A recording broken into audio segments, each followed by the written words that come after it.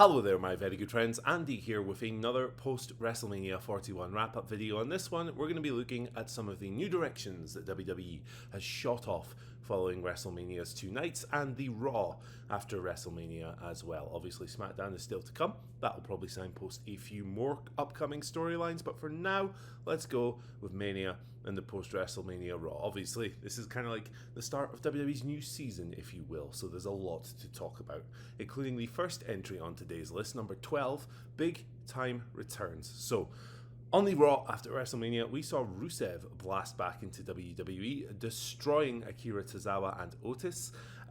It was an interesting setup for Rusev.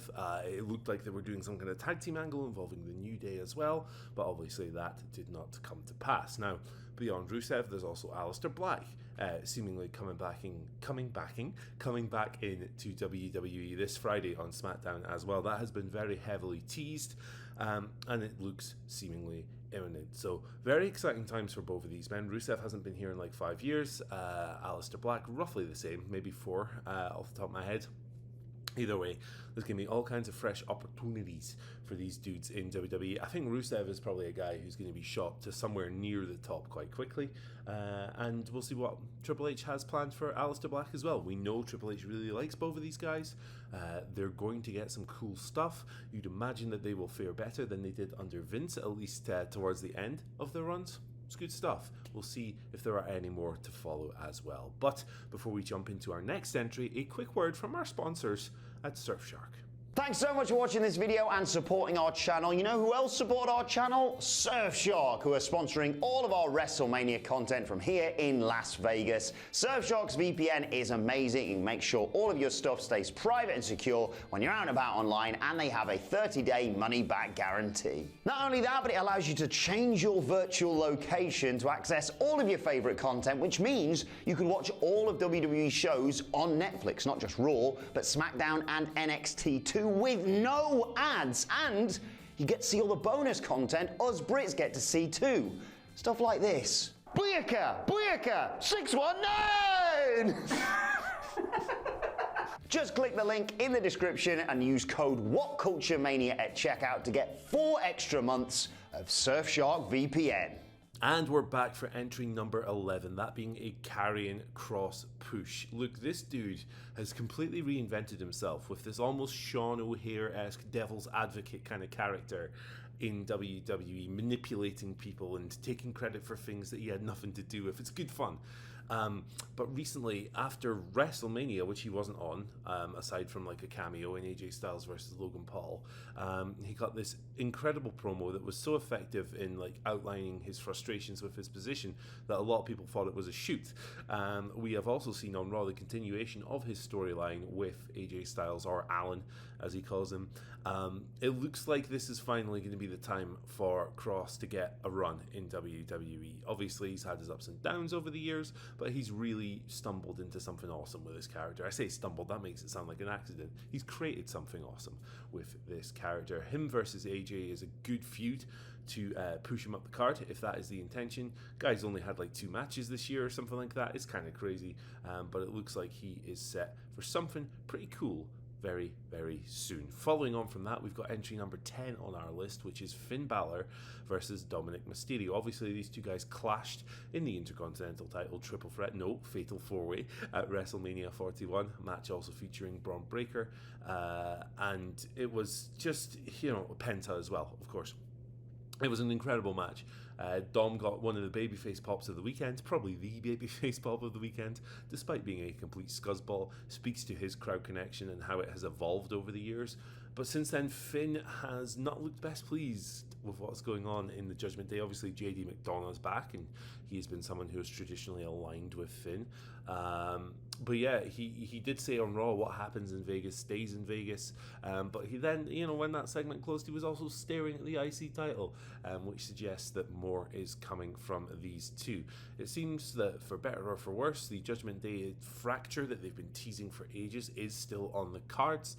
I'm sure we will see more of that over the coming weeks. Number 9 on my list is Julia versus Rhea Ripley. Now, on Raw, it seemed like a flex from Triple H, like he was going, hey, look at how cool our women's division is, look at how many talented people there are in this division, when he booked Stephanie Vaquer versus Io Sky. It was a match interrupted by Roxanne Perez and Julia, and then Rhea Ripley came down to kind of clear a few people out. The big tease for me coming out of that was Julia versus Rhea Ripley. Now, there's no word yet on whether or not Julia is full-time main roster just yet. I'm sure we'll get that kind of confirmation soon. They do kind of do this thing these days where people are like halfway between. Roxanne's been in that void for a while, halfway between the main roster and NXT, so we'll have to see. But yeah, to me that felt like the big tease singles match coming out of this. You can obviously do all kinds of tag stuff with the involved parties as well. You could do Roxanne versus Stephanie Vaquer for the NXT Women's title one more time if you want to do that before sending Roxy to the main roster. Either way, Julia versus Rhea Ripley is really cool. They've both got they're both really cool people. They've both got incredible auras. Julia's been an interesting case in WWE. She has had to tone her hard-hitting style down just a little bit, but if there's anyone who's going to be able to take a hard-hitting offense and kind of get the crap beaten out of them in the match, it's Rhea Ripley. So I think that match has all the potential in the world, and I look forward to seeing it someday, hopefully someday soon. Next on our list at number 8 is Becky Lynch versus Lyra Valkyria. Now, this is an interesting one because Becky Lynch returned as Lyra's mystery partner at WrestleMania. They won the women's tag team titles in a big babyface moment. Then, the following night on Raw, they had a rematch with Liv Morgan and Raquel Rodriguez, and they lost. So a one-day reign for them, glittering stuff. Afterwards, Becky turned heel after returning as a babyface, beating the snot out of Valkyria, her apparent friend. And just, immediately pulling the trigger on their feud. It was a pretty good angle, I thought. Becky hit Lyra with like 4 or 5 manhandle slams, something like that. Talked a bunch of crap to her. Obviously not happy at losing the women's tag team titles. They've worked together in the past, so, there's no reason to believe this won't work. Me personally, I actually prefer Becky as a babyface. I didn't really enjoy the big-time Bex run as much as the man. But we'll see how it goes. Maybe they'll kill it. Maybe they'll crush it. We've obviously been waiting for Becky to return for a long-ass time. And here she goes. There's also some interesting stuff to do with Bayley there because, of course, Bayley was the person who lost out at WrestleMania. They ran an injury angle and she was removed from the tag team title match and Becky got that spot. So you could run that singles feud as well.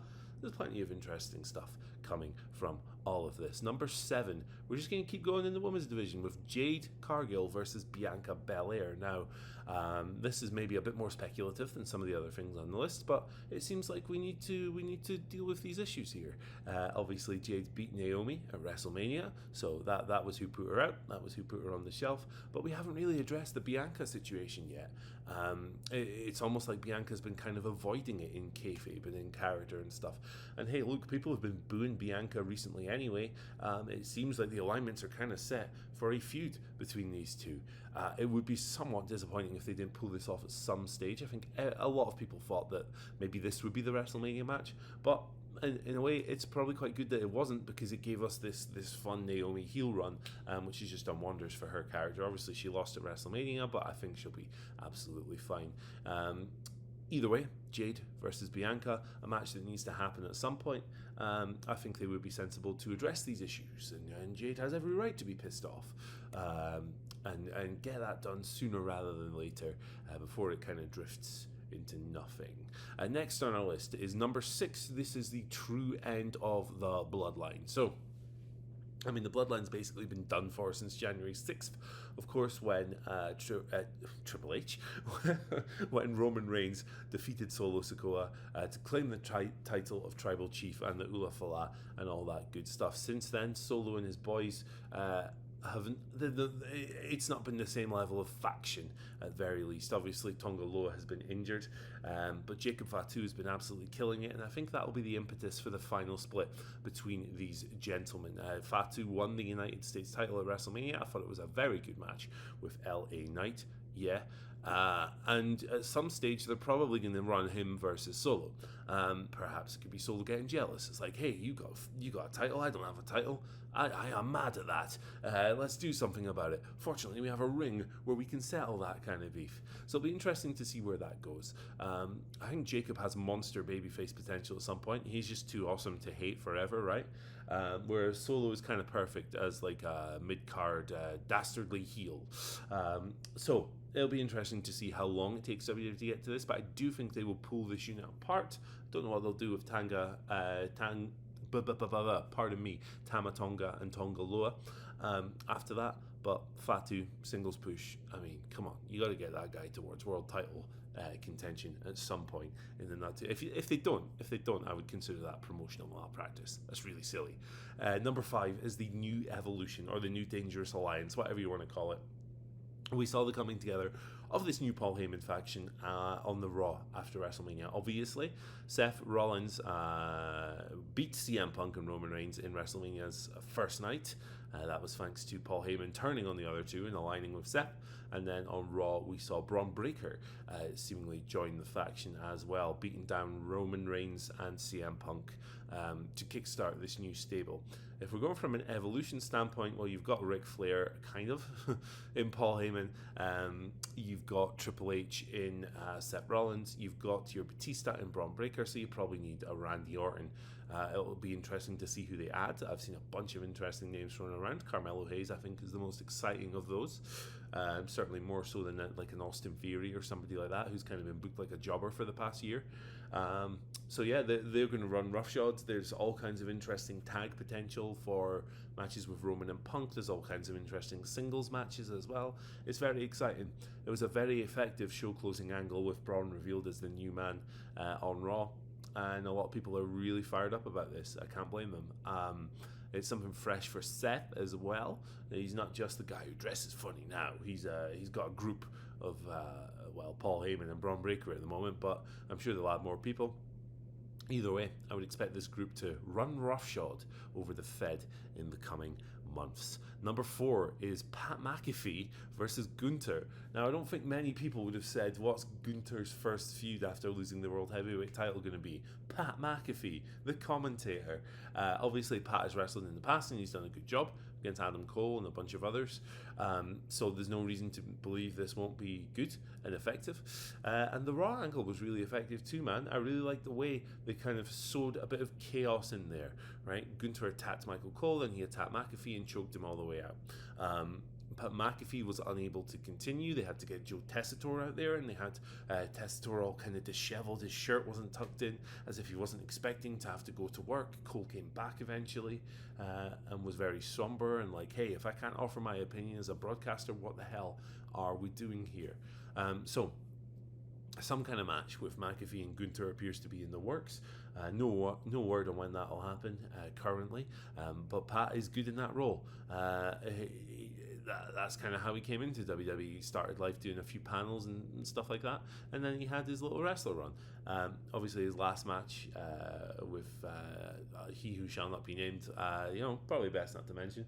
But look, he's going to be in there with Gunther, who's one of the best wrestlers in the world. It'll be absolutely fine, and I think a very effective kind of placeholder for Gunther before he moves into something else. And of course, the "You Tapped Out" chants are going to be off the chain for him for a little while. Okay, big boy business now. Number 3 is Randy Orton versus John Cena.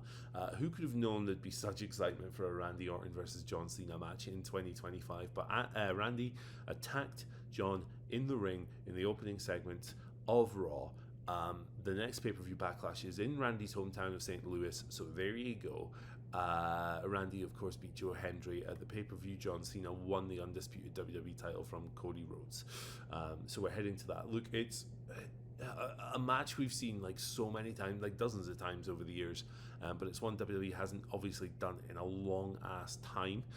This is the first time we'll be seeing it as heel Cena versus face Orton. It's always been the other way around, and I think it makes sense as a first title feud. I don't really expect this to go longer than one pay-per-view arc. I think it'll be one and done after Randy seemingly loses in St. Louis.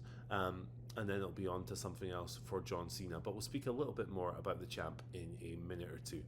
Number 2 is a short reign for Jey Uso. Now, there was no indication of Jey Uso jobbing out on Raw.